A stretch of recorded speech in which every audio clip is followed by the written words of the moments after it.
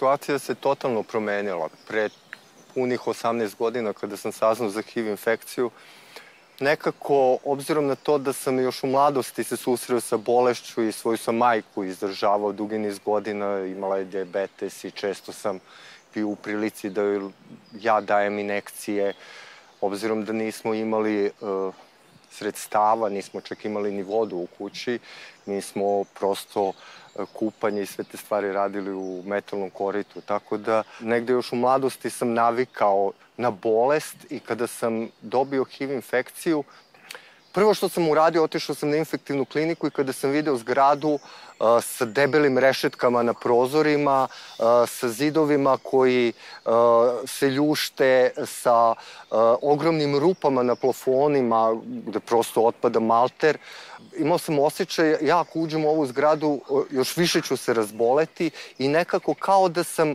svu krivicu ovog sveta poneo na svojim plećima i kao da sam kriv za ne znam šta sve, samo sam se pokunio i sa nekim strahom izašao iz kruga infektivne klinike. Prosto nisam imao ni snage, ni hrabrosti da uđem unutra. Uplašio sam se, iskren da budem, najviše nekako tih debelih rešetki na prozorima, obzirom da niko nije znao da dolazim na infektivnu kliniku. Uplašio sam se šta ako uđem unutra pa me stave u neku izolaciju, pa više ne vidim dana, niko neće ni znati da sam došao ovde.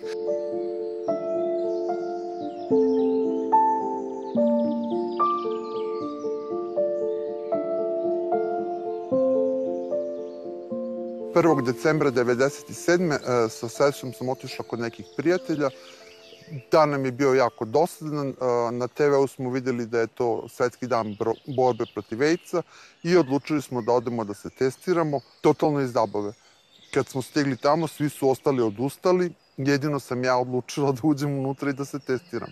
Par ljudi koji su bili prisutni izlazili su iz ordinacija srećni i zadovoljni, svi su bili negativni, mene su na kraju prozvali i meni su saopštili da je test pozitivan. Ja sam tada imala samo 25 godina, za mene je to bio strašan šok.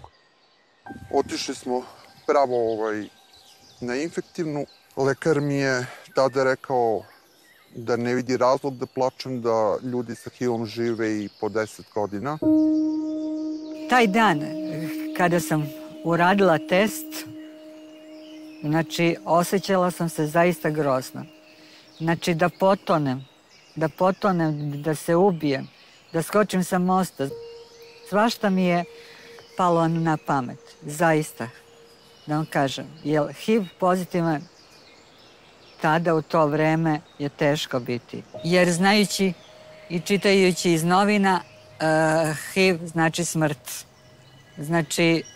Znači, samo par godina ljudi žive sa HIV-om i posle umoru.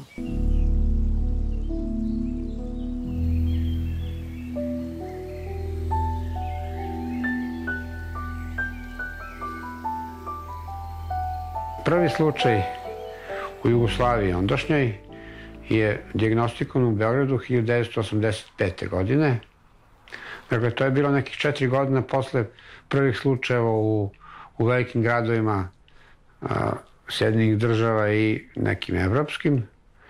Naš pacijent nije imao dobru prognozu, jer mi u to vreme nismo imali nikakve mogućnosti. Bilo je na raspolaganju nekih citostatika. Mislim da on čak možda i nije želeo lečenje. Negde je otputovao i nestao, ali smo ubrzo posle toga videli prve slučajeve oportunističkih infekcija. Pa ja sam slušao strašne priče ljudi koji su počeli da se leče 90. godina, koji su morali da švercuju tablete, koji su morali zbog oportunističkih infekcija da mesecima leže na toj infektivnoj klinici, kada su umirali ljudi oko njih i nije bilo spasa. I nekako, kada se čovjek bori za život, on nekako pronađe energiju i snagu da prevaziđe sve te poteškoće.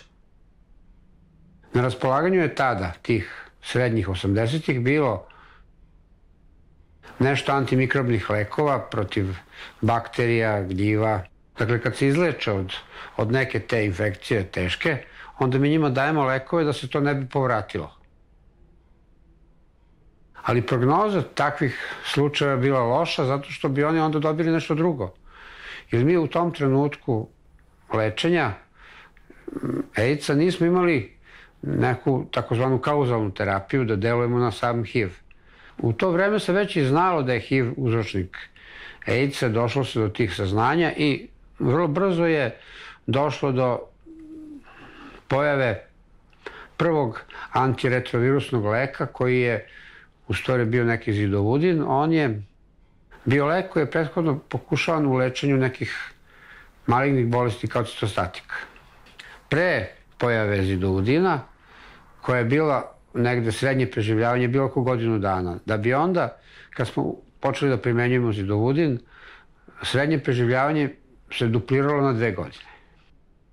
U to vreme mi smo to smatrali velikim uspehom, ne samo mi, nego cela planeta. I tu smo mi imali, dakle, jedan dosta mračan period do polovina 90-ih. Postojale su terapije i u to vreme, ali do njih nije bilo lako doći. Meni je recimo bilo potrebno 3000 maraka u to vreme da bih došlo do prve terapije koje su se švercovale iz Mađarske i ne znam već kojih drugih država. Taj novac je država refundirala, ali to je sve bilo jako nesigurno. Znala sam da kad jednom krenem sa terapijom da tu više nema prestanka, da moram da nastavim da koristim terapiju. Tako da ja nisam ni htela da prihvatim i da krenem da pijem terapiju. Ne samo da su morali da švercuju terapiju, ne samo da su morali da leže mesecima, da primaju neke infuzije jako, jako dugo, da nisu više imali gde da ih ubodu i da se to bukvalno bilo borba za život i da moramo da znamo da je u tom periodu Srbija bila pod sankcijama, embargom, da ljudi nisu imali novca da jedu, a kamoli da skupe neki novac za neko lečenje tamo, pa da se to refundira, pa onda inflacija to pojede. Pa zaista su oni su heroji. Stvari, sve te priče kada slušamo, stvari, shvatimo koliko smo danas privilegovani, da imamo pričamo o dostupnim kondomima, testiranju, PEP-u, pričamo o long actingu, dugodelujućim lekovima koji treba da dođu. I pored toga, stvari, ta percepcija o HIV-u se nije promenila mnogo. I dalje su naši umovi negde u 80. godinama, u tim strašnim slikama umiranja, strašnim slikama kao na filmu Freddie Mercury-a. Ti ljudi su potpuno šampioni te generacije, jer su oni uspeli da prežive i period kada terapije uopšte nije bilo i prve te terapije koje su imale veliki broj neželjenih efekata i da danas relativno zdravo žive sa HIV-om i na novoj antiretrovirusnoj terapiji koja ima mnogo manje neželjenih efekata i sa kojom je mnogo lakše sprovoditi dnevne aktivnosti i tako dalje. Određene terapije nakon dužeg vremena uzimanja toliko su štetile organizmu čoveku da je čovek počeo da se razboljeva od dejstva te terapije, a ne od toga što živi sa HIV-om. Najčešće se dešavalo da ljudi dobijaju polineuropatiju, pa vam se deo organizma zamrzne kao da nije vaš. Ja sam to imao u ruci i često kada bih hodao ulicom imao sam osjećaj kao da imam 2 odvojene ruke koje jedna se sudaraju sa drugom. Druga uočljiva situacija koja se tiče te terapije je u stvari lipodistrofija, odnosno neravnomerna preraspodela masti. Često bi prosto ljudi koji uzimaju tu HIV terapiju posle 2-3 godine terapije usakli bi i vi biste mogli golim okom na ulici da sretnete osobu i da kažete ova osoba prosto deluje bolesno. I evo ja još uvek nosim posledice te stare terapije koja jeste bila efikasna za HIV, ali je bila neefikasna za organizam i za sve ostale procese koji se u njemu održavaju.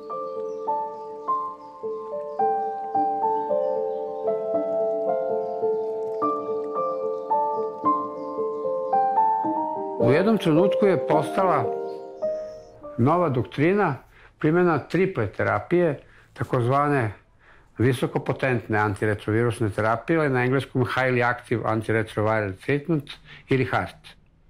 Ta je terapija utoliko bila nova sa svojim postignućima zato što je mogla da u potpunosti suzbije replikaciju virusa, što smo mi tad već mogli da merimo. Odlazim na infektivnu kliniku u Beogradu, gde sam dobila antiretrovirusnu terapiju od 3 leka. I kada sam počela da pijem te lekove, zaista mi je teško bilo. Vrtoglavica u glavi, nisam mogla da izađem uveče sa društvom, nigde, ni da se našminkam, ni da se obučem. Sećam se pacijenta koga sam upoznao na infektivnoj klinici, koji je bio u jako teškom stanju. Već nije mogao normalno da govori, imao je problem sa hodom.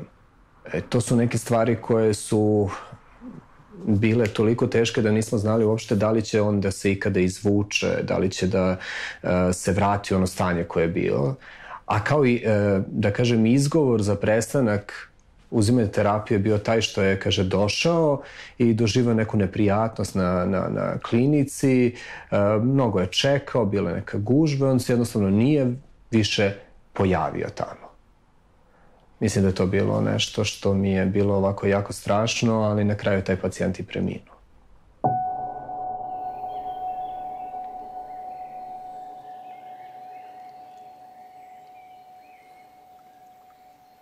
Ja sam svim svojim poznanicima, prijateljima, saradnicima na poslu rekao da sam trenutno u fazi analiza i da postoji mogućnost da imam HIV, ali to još nije sigurno. Desilo se nešto totalno meni i dan danas neobjašnjivo, da su prosto svi živi oko mene isparili iz mog života. Ja sam iz malog mesta, iz Vršca, i onda prosto imao sam utisak kao da i najmanje dete koje je tek prohodalo da je saznalo da ja imam HIV. I svi su isparili.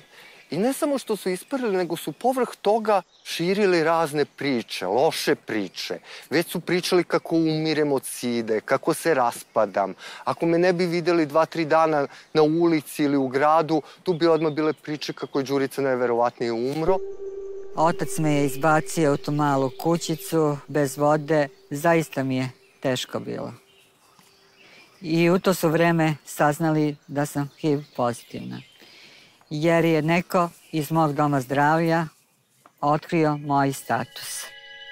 Perivali su prst u mene kao da sam zadnja, baš zadnja devojka na ovom svetu,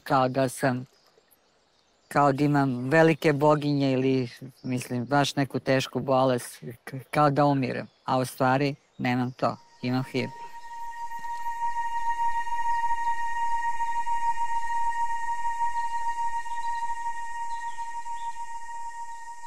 Osoba sa HIV-om, kao i svaka druga, razboljeva se od svih drugih bolesti i tada nastaje problem. Jer ja HIV lečim kod infektologa i samo to mogu da lečim tamo. Međutim, ako me zaboli zub ili glava ili polomim nogu, znači moram da odem kod drugih lekara. Ako ste iskreni i kažete da imate HIV, često se dešava, čast izuzecima, ali često se dešava da prosto onda lekari pronalaze neke razne izgovore i načine da vas upute negde drugde, gde u stvari vi ni na koji način ne trebate da idete, ali prosto vas upute samo da vas na fin način otkače, jer prosto iz straha, zbog neznanja da se HIV ne može tako preneti. Mislim, uopšte biti lekar znači doći u tu situaciju, da ne možeš da pomogneš ili da možeš malo. Mislim da to ljudi koji su opredeljeni da budu lekari, bez obzira što to nužno ne mora da se čovjek distancira od toga vremenom, nego mu to stalno ipak jeste stres. Ali se s tim nekako čovjek pomiri i s tim živi. I čeka da se desi nešto što se evo desilo, da smo preokrenuli tu situaciju. Prosječan pregled u ambulanti, znači koja nije metabolička klinika, traje oko 20 minuta, pola sata. Za tih 20 minuta, pola sata dovoljno je samo da pitaš osobu kako si. I već iz tog odgovora može mnogo toga da se zaključi. Znači za to uvek ima vremena, znači tu nema nekog opravdanja, nemam vremena. Postaviti pitanje kako si, bar dok popunjavaš one neke obrasce, one neke programe, onu neku administraciju, za to uvek ima vremena. Tako da jasno je da neke stvari ne mogu svuda, ali pitanje kako si, taj neki ljudski pristup, to mora da može svuda. Sve u svemu mi smo vremenom sticali nova znanja u tom smislu da je optimalno lečiti pacijente što pre. Dakle, ne onda kad su oni se već uveliko razboleli. Mi smo vrlo brzo stekli iskustvo u tom smislu da od infekcije do pojave simptoma prođe više godina, pa ponekad i možda i decenija. Tako da je onda jedan primarni cilj bio da se što više pacijenata dijagnostikuje neposredno pošto su se inficirali. Tu je bilo potrebno napraviti jednu kampanju obrazovanja među ljudima da prvo znaju šta je rizik. Pa ako smatraju da su imali rizik, da što pre idu na test, da bismo ih lečili na vreme, da bi oni onda prema današnjim saznanjima mogli da imaju životni vek koji se približava životnom veku ljudi koji nemaju HIV. I tako je HIV infekcija postala jedna vrsta hronične bolesti koja zapravo je stanje s kojim može da se živi i čak mogu da dožive duboku starost.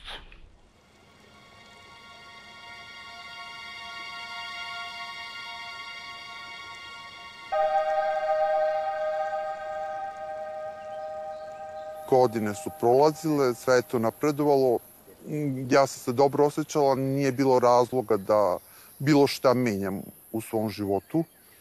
Nisam baš nikakvih problema imala, ni zdravstvenih, ni bilo kakvih drugih. Onda su se neke druge bolesti tu nadovezale, tako da je krenulo sve to sa terapijom. Hoću da kažem da ta terapija u stvari više nije nikakav problem, da ljudi žive sasvim normalno. Eto, pijem terapiju, ja i ne znam da je pijem. Da nema tog određenog vremena kad mi zazvoni alarm na telefonu da popijem terapiju, ne bih se ni setila da sam HIV pozitivna. I ono što, na primjer, danas imamo ili ćemo uskoro imati je ta dugodelujuća, na primjer, terapija koja će u mnogome promeniti i današnju savremenu antiretrovirusnu terapiju koja je dobra, ali ovo će doneti još nešto novo što nismo imali ranije, a to je da danas više tableta nije ono čime ćemo lečiti HIV, nego su to injekcije intramuskularne koje će se dobijati na 2 meseca, gde osoba sa HIV-om moći da zaboravi na to da ima HIV do daljeg uzimanja terapije.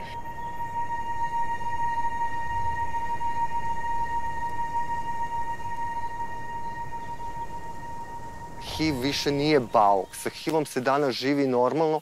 I evo, ja 18 godina živim sa HIV-om. Za tih 18 godina čak ni grip nisam imao. Jedino ta terapija je nešto što može život HIV pozitivne osobe da čini potpunim, ispunjenim i da prosto mi danas, evo, u 21. veku konačno možemo da živimo ravnopravno, rame uz rame sa zdravim ljudima, da privređujemo na isti način, možda čak i bolje, možda imamo čak i više ideja i želja i elana za sutra nego što imaju ovi drugi, jer nekako uvek imamo taj neki mali osjećaj da nam je život možda kraći, pa onda gledamo da damo maksimum od sebe.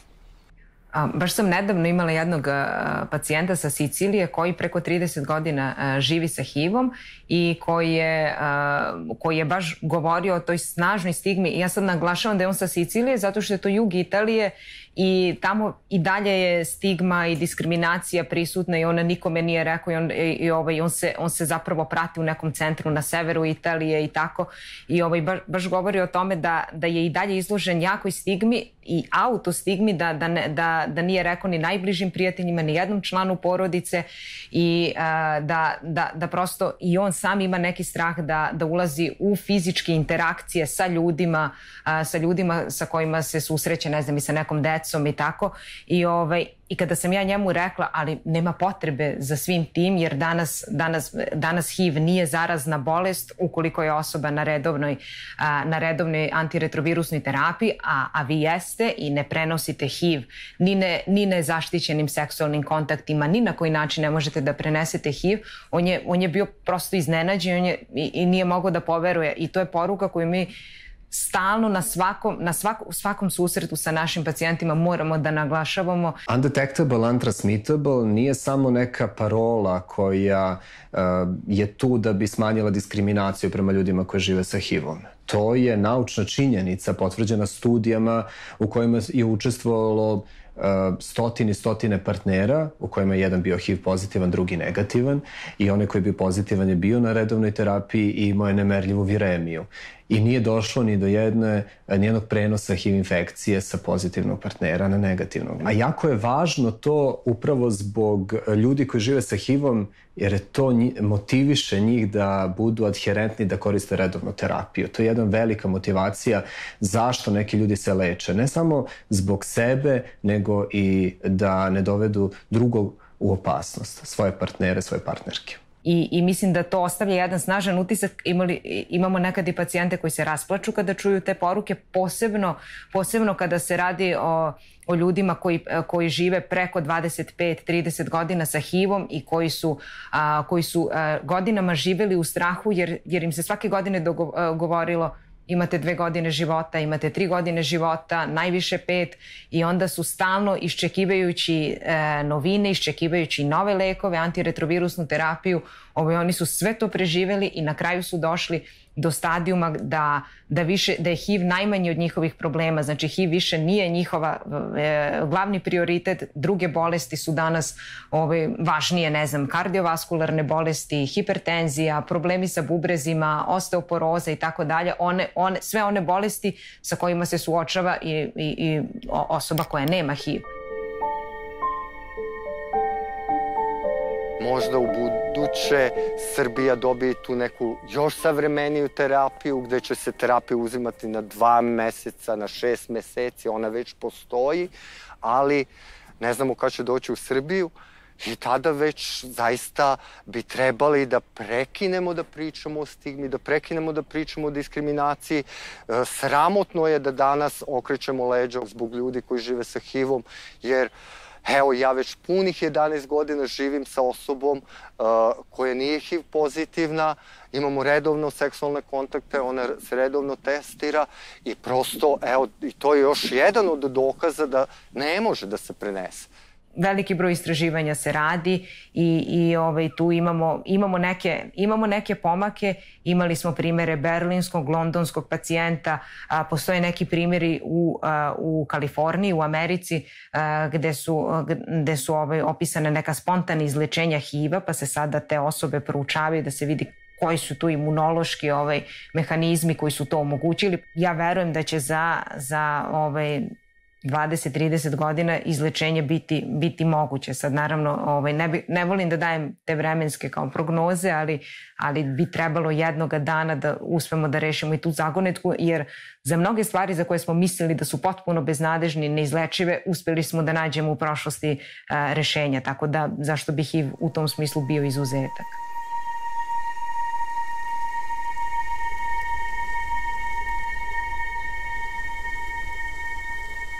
Zaista sada pijem samo jedan lek i mnogo sam srećna i zaljubljena žena.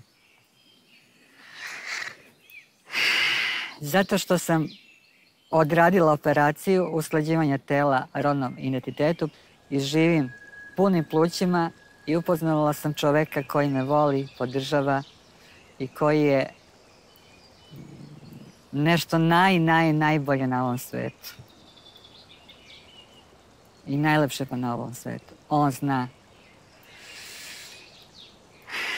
On zna sve moje od samog rođenja, od detinjstva, sve o meni zna. Ja sam mu sve rekla. I šta sam radila da bi preživjela, da bi zaradila za život, da bi bila ono što jesam sad.